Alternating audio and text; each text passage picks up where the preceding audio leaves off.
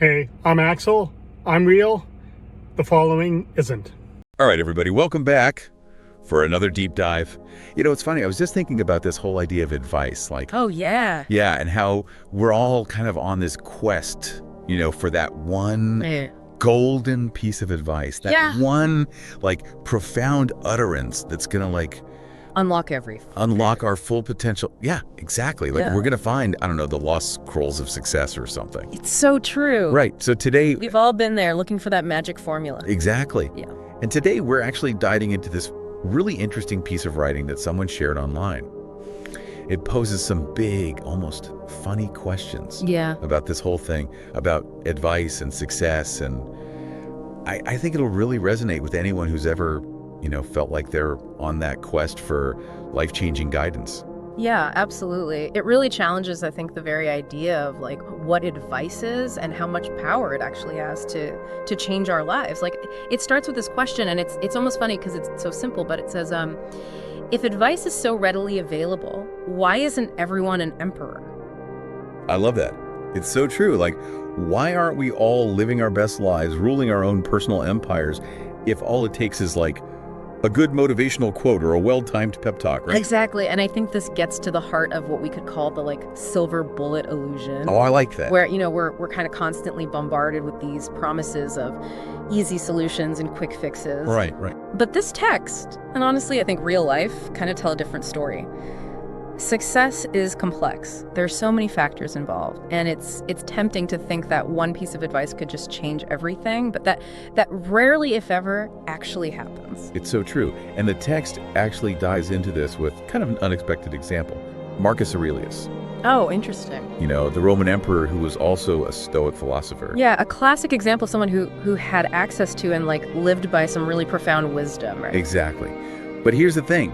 The text argues that even his deep insights, stuff that he literally lived by, might not resonate with everyone. It's not as simple as just reading his meditations and being boom, enlightenment. Right, exactly. It's not a one-size-fits-all kind of thing. And to illustrate this, they make this really interesting comparison. They talk about trying to apply Marcus Aurelius' teachings to, get this, planning a trip to IKEA. Okay, that's hilarious. Such a funny juxtaposition. You're trying to channel inner peace and Stoic wisdom while navigating a maze of flat pack furniture. Exactly. It's what would Marcus Aurelius say about this missing Allen wrench? Right, exactly. But I think it highlights this really crucial point, which is that advice needs context to be truly actionable. How do we bridge that gap between an abstract idea, even a brilliant one, and our everyday lives? That's such a good question. It's Marcus Aurelius probably never got to assemble a bookshelf with those tiny little Allen keys, Probably not. No, he had people for that. But I love how this text it hints at a way to bridge that gap, right? Okay. And it uses the film Fight Club as an example. Oh, interesting. And specifically that scene, I don't know if you remember, where the main character he blows up his apartment. Oh, yeah. Full of, you guessed it, IKEA furniture. Oh, wow. It's this powerful image of rejecting consumerism. Right.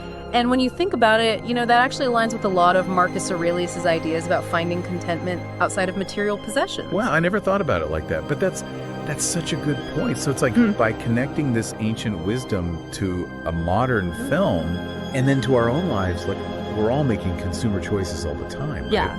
That advice becomes more relatable, more actionable, because we can see it in a context that makes sense to us. Exactly. It's not just some abstract idea anymore. It's connected to something real, something we can actually visualize and relate to. Yeah. And that brings us, I think, to another really important point that this whole piece raises, which is the problem of advice overload. Ugh, yes.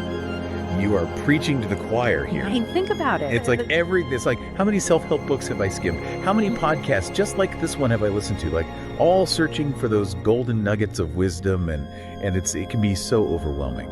Absolutely. We live in a world that is just saturated with information, with opinions, and yes, with advice. Yeah. And our brains, frankly, they're just not wired to process that much information effectively. That's true. So it's no wonder we feel overwhelmed, right? Right. But the text does offer a couple of potential solutions, and one that I find really intriguing is this idea of finding what they call an advice mediator. An advice mediator, what's that? So I think of it as kind of like a curator of wisdom. Okay, so this is someone who can sift through all the noise out there, identify the most relevant and impactful advice for your specific situation, and then help you actually apply it to your life in a concrete way. Okay, so it's like having a personal guide for navigating the world of advice, which, let's be honest, we could all use. Right, exactly. So how do we find this advice guru, this sage of the self-help aisle? Where do we even start? That's the million-dollar question, isn't it? And I don't think there's one easy answer. But I think it starts with being really discerning about who you trust, actively seeking out sources of advice that resonate with your values, with your goals. So it's about being intentional. It's about not just blindly following the latest trends or gurus, but really thinking critically about where you're getting your guidance from. Exactly. And the text actually offers another suggestion that I think goes hand in hand with that, which is, become more active in seeking out context for the advice you receive. Okay, but Don't just passively consume information, right? right. Question it, analyze it, figure out how it fits into your own life, your own experiences. Does it resonate with what you know to be true? Does it align with your values? So it's not just about finding the right advice. It's about what we do with it. It's about understanding the context, the nuances, and then most importantly, actually putting it into practice. Because, we can read all the self-help books in the world, Right. but if we don't actually apply any of it, Yeah, it's not really going to do us much good. exactly. Action is key. That's how we turn information into transformation. And this actually leads to, I think, a final and maybe the most thought-provoking question that this piece poses, which is, can we even measure the effectiveness of advice? Ooh, that's a tough one.